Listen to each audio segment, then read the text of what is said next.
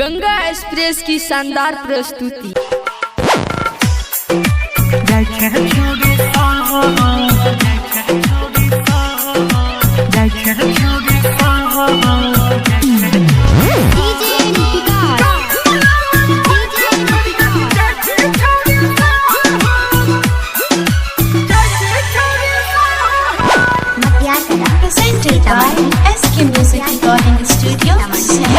अपना हाथ के दिल पर बरसा के गम के कहर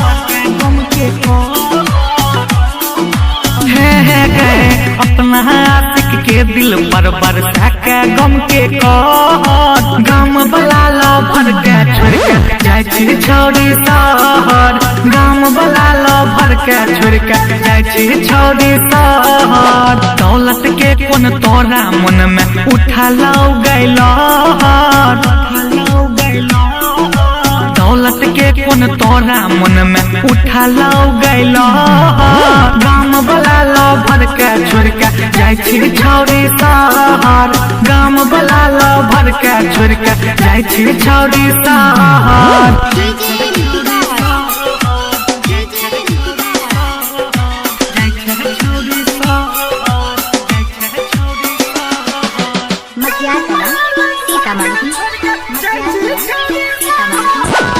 दिलावा के घर रहियो तोरे ले सजने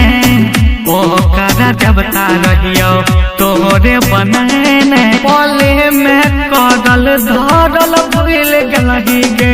दिल का झूला समझ के छोड़ी झूल गलही गे दिल का झूला समझ के गोरकी झूल गलही गे ऐ तो हमर याद तोरा कुछ दिन ठहर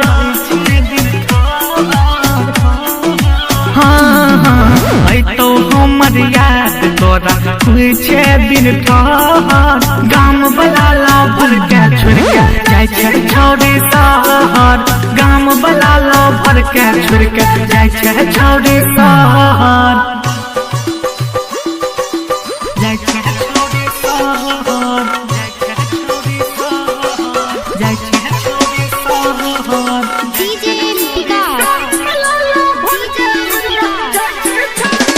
खुश छटाउन में शादी रचा के प्यार में थोड़े मुँह हमारा खसा के राहुल के दिल दुखैले बाद में फील है तो गे सलीम के संग जियल मुश्किल है तो गे सलीम के संग जियल मुश्किल है तो गे कुछ दिन में पता चलतो की होय छै शहर मोहर सुन ले कुछ दिन में पता चलतो की होय छै शहर मोहर गाम बलाया सिख के छोड़ के जाय छी छोड़ी शहर गाम बला लो भर के छोड़ के जाय छी छोड़ी शहर।